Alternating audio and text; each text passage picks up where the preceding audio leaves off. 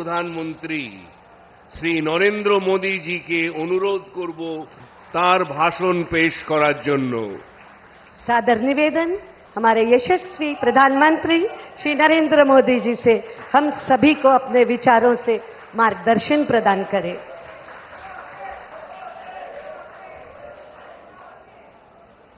पश्चिम बंगाल के राज्यपाल सीवी आनंद बोस जी, केंद्रीय मंत्रिमंडल के मेरे सहयोगी शांतनु ठाकुर जी, रवनीत सिंह जी, सुकांता मजूमदार जी, पश्चिम बंगाल विधानसभा में विपक्ष के नेता शुभेंदु अधिकारी जी, संसद में मेरे साथी शौमिक भट्टाचार्य जी,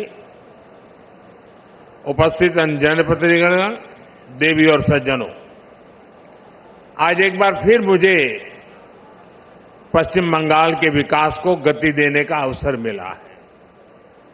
अभी मैं नोआपाड़ा से जय हिंद विमानबंदर तक कोलकाता मेट्रो का आनंद लेकर आया हूं। इस दौरान बहुत सारे साथियों से मुझे बातचीत करने का अवसर भी मिला। हर किसी को खुशी है कि कोलकाता का पब्लिक ट्रांसपोर्ट वाकई अब आधुनिक हो रहा है। आज यहां 6 लेन के एलिवेटेड कोना एक्सप्रेस वे का भी शिलान्यास किया गया है। हजारों करोड़ रुपए के इन सभी प्रोजेक्ट्स के लिए कोलकाता वासियों को, पूरे पश्चिम बंगाल के लोगों को बहुत बहुत बधाई।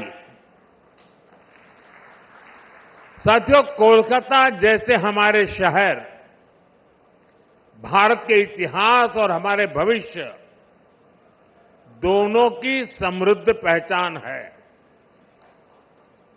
आज जब भारत दुनिया की तीसरी सबसे बड़ी इकोनॉमी बनने की तरफ आगे बढ़ रहा है, तब दमदम, कोलकाता, इन शहरों की भूमिका बहुत बड़ी है। इसलिए आज के इस कार्यक्रम का संदेश मेट्रो के उद्घाटन और हाईवे के शिलान्यास से भी बड़ा है। ये आयोजन इस बात का प्रमाण है कि आज का भारत अपने शहरों का कैसे कायाकल्प कर रहा है। आज भारत के शहरों में ग्रीन मोबिलिटी के प्रयास हो रहे हैं। इलेक्ट्रिक चार्जिंग पॉइंट्स और इलेक्ट्रिक बसों की संख्या लगातार बढ़ाई जा रही है।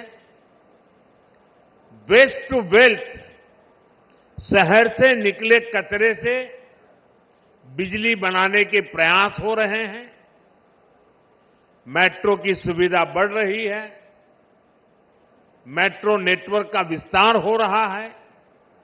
आज हर कोई ये सुनकर गर्व करता है कि दुनिया का तीसरा सबसे बड़ा मेट्रो नेटवर्क अब भारत में है। 2014 से पहले देश में सिर्फ 250 किलोमीटर ही मेट्रो रूट था। आज देश में मेट्रो रूट 1000 किलोमीटर से भी ज्यादा का हो गया है। कोलकाता में भी मेट्रो का लगातार विस्तार हुआ है। आज भी कोलकाता के मेट्रो रेल नेटवर्क के में करीब 14 किलोमीटर की नई लाइनें जुड़ रही है। कोलकाता मेट्रो से 7 नए स्टेशन जुड़ रहे हैं। ये सारे काम कोलकाता के लोगों की ईज ऑफ लिविंग को बढ़ाने वाले हैं, ईज ऑफ ट्रैवल को बढ़ाने वाले हैं। साथियों, 21वीं सदी के भारत को 21वीं सदी के ट्रांसपोर्ट सिस्टम की भी जरूरत है। इसलिए आज देश में रेल से रोड तक, मेट्रो से एयरपोर्ट तक हम मॉडर्न ट्रांसपोर्ट फैसिलिटी डेवलप भी कर रहे हैं और उन्हें आपस में कनेक्ट भी कर रहे हैं। यानी एक शहर से दूसरे शहर तक लोगों को पहुंचाने के साथ ही हमारा प्रयास है कि उन्हें घर के आसपास तक सीमलेस ट्रांसपोर्ट मिले। और इसकी एक झलक हमें यहां कोलकाता की मल्टी मॉडल कनेक्टिविटी में भी दिखती है। जैसे आज हावड़ा और सियालदह जैसे देश के सबसे व्यस्त रेलवे स्टेशन अब मेट्रो से जुड़ गए हैं। यानी जिन स्टेशन के बीच ट्रैवल करने में पहले 1.5 घंटा लगता था, अब मेट्रो से कुछ ही मिनट लगेंगे। इसी तरह हावड़ा स्टेशन सबवे भी मल्टी मॉडल कनेक्टिविटी को सुनिश्चित कर रहा है।